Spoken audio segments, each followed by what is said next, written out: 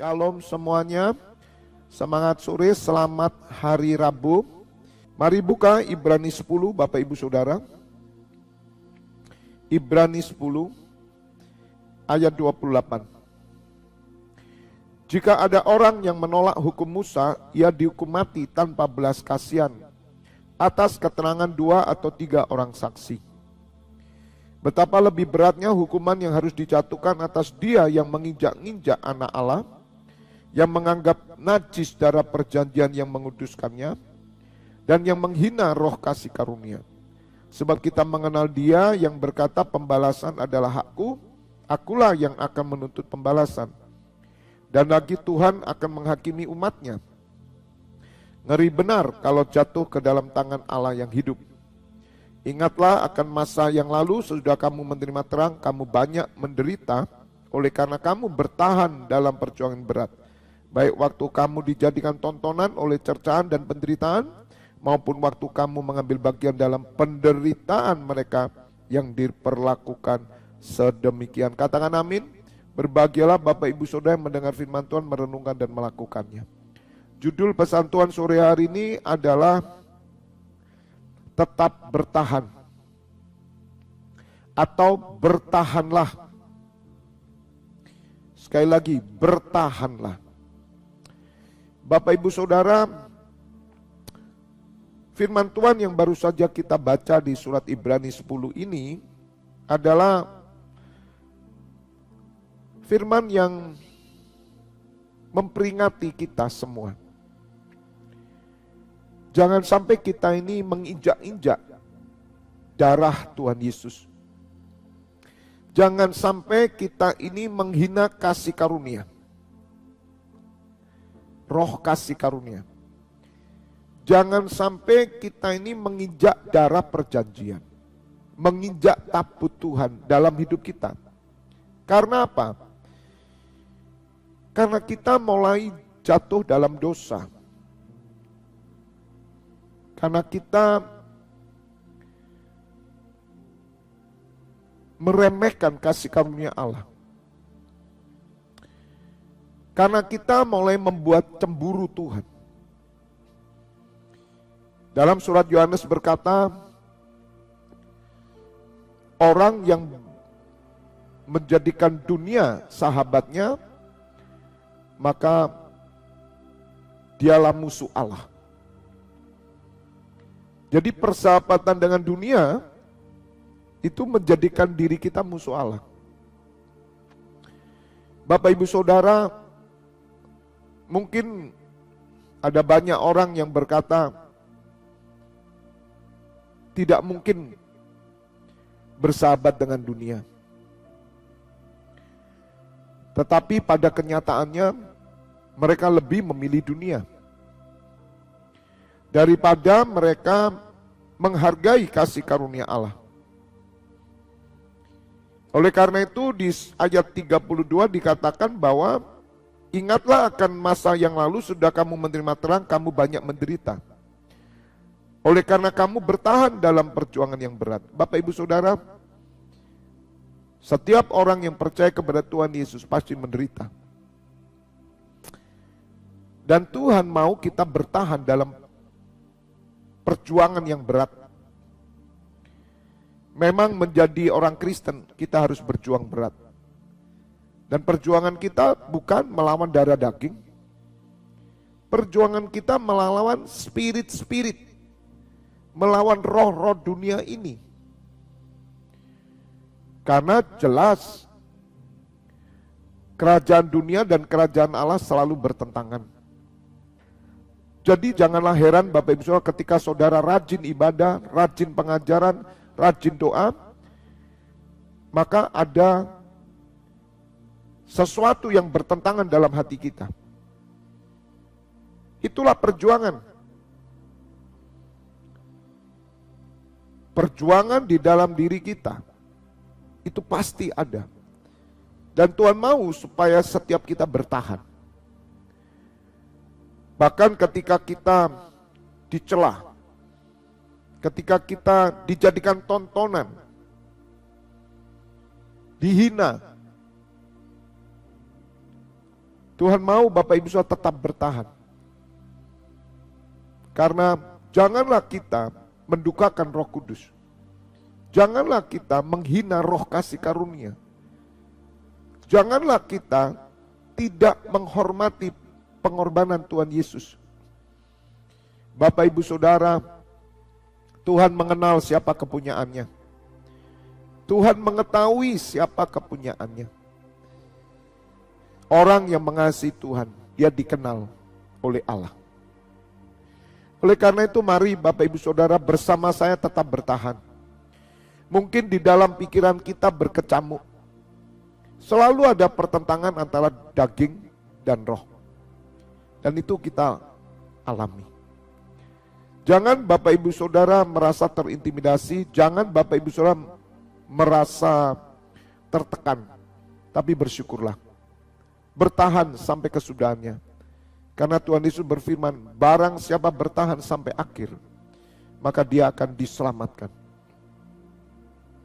Kita harus bertahan Bapak Ibu Saudara.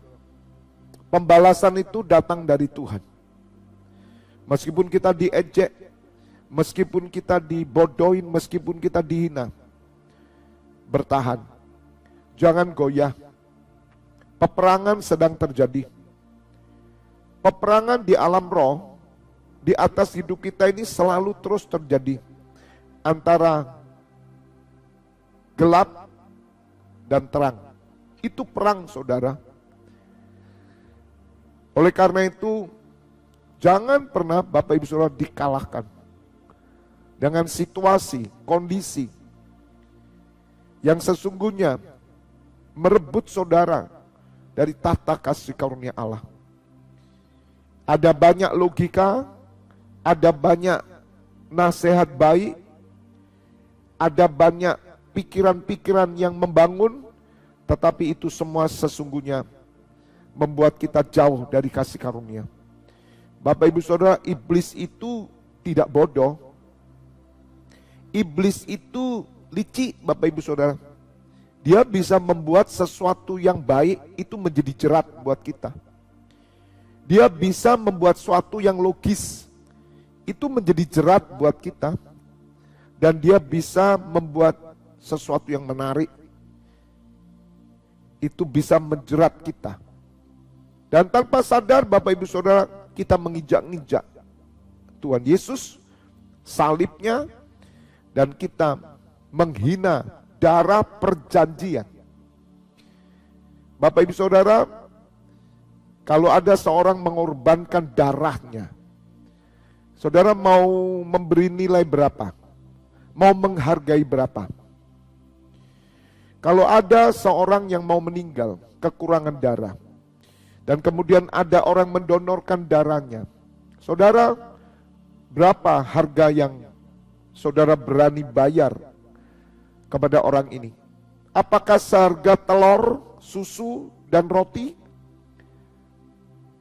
Sebagaimana mungkin kalau orang donor darah setiap bulan mungkin diberi susu, roti, telur.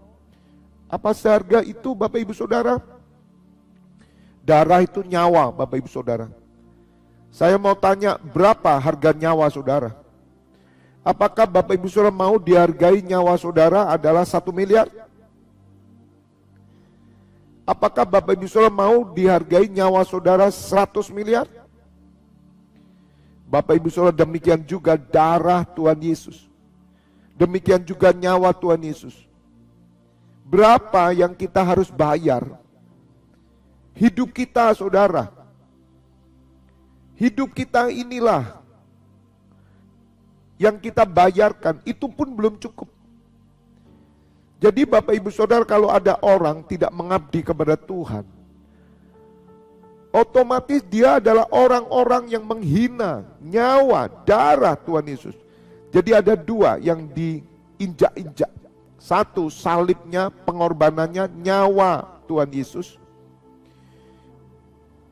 Yang kedua adalah darah perjanjian. Dan yang ketiga adalah roh kasih karunia. Bapak Ibu Saudara, kalau saudara yang memiliki anak diinjak-injak, dihina, maka saya percaya saudara sebagai orang tua akan marah.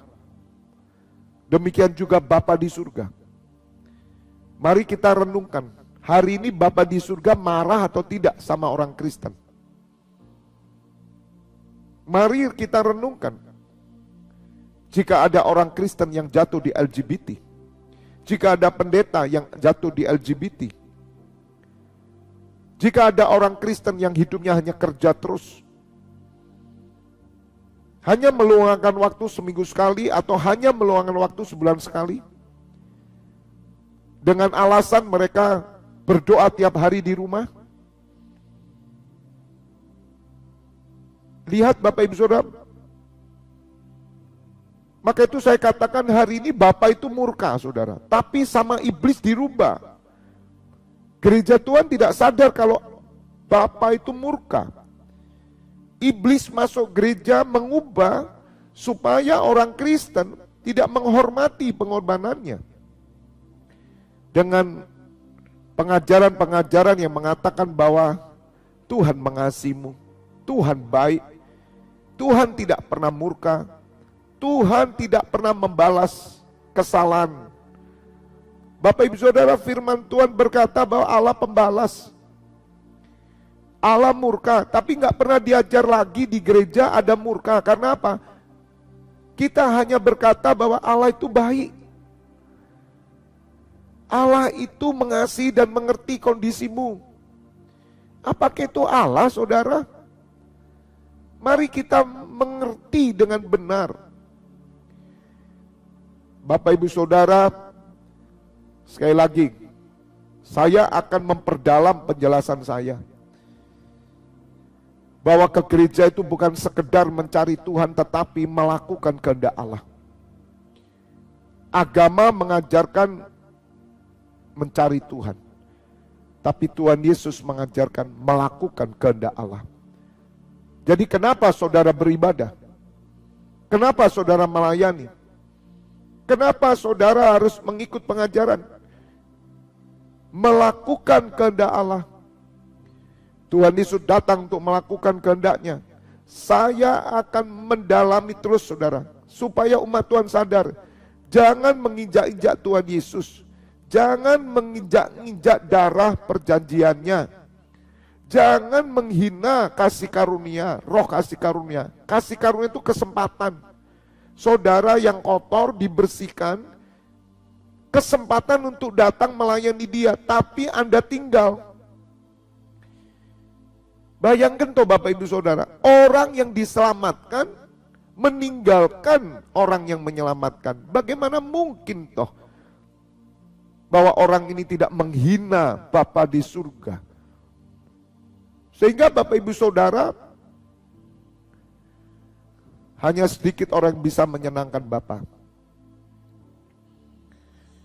Kerinduan kita cuma satu, hanya mencari kesenangan Bapa, bukan mencari kesenangan sendiri. Maka itu bertahanlah terus Bapak Ibu Saudara, maka Allah akan disenangkan dalam hidupmu, Tuhan Yesus disenangkan dalam hidupmu. Terlebih Roh Kudus tidak pernah berduka, dan dia selalu menuntun dan menghibur kita semua. Katakan amin.